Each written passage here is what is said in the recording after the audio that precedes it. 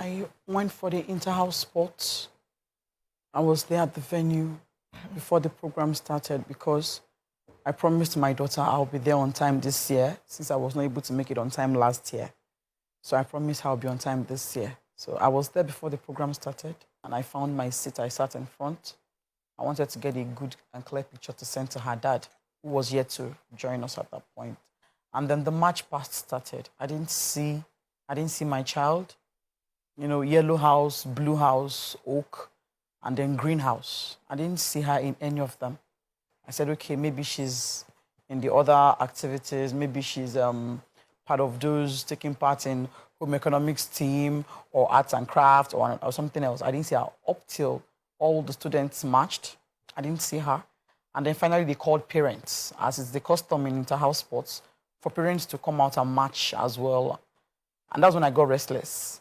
I didn't take part in the parents' march. I had to step out and call her school bus driver. Please, was my daughter among those that came to the stadium? He said yes, that Whitney was among those he brought, and that he actually stepped out for an errand, that I should not worry, I would see her. I said, okay, no problem. Being that I had been at Agege Stadium the previous year, I was quite familiar with the terrain. So I went out to where the vendors sell items, where I know vendors sell items, and I checked around. I didn't see her.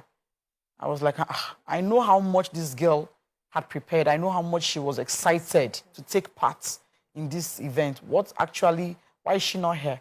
So while I was wondering, the march past was still on, you know, and then a school bus sped by on speed, like just zoomed off.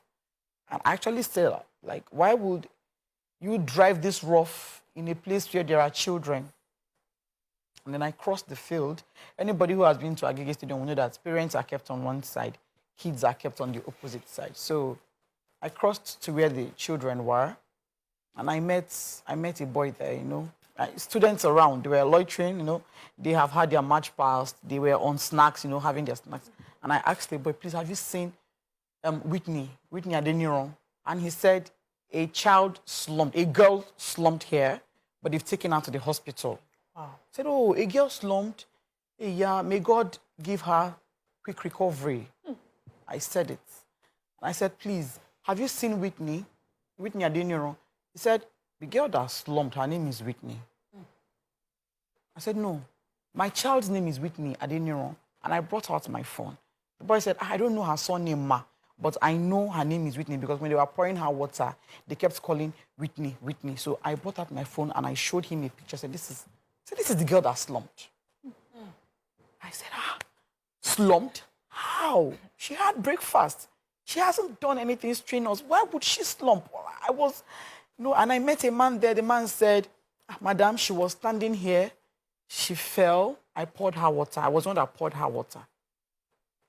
And then I rushed out of the place. Then on my way out, I met a staff. A man was coming towards me. He wasn't panicking. He wasn't frantic. So I think that kind of subconsciously put me at ease. He just said, oh, Mommy Whitney, we've been looking for you. Whitney, I said, yeah, what happened to my daughter? I learned she slumped. He said, yes, Whitney fell, but don't worry. She's been taken to the hospital. She's recovering.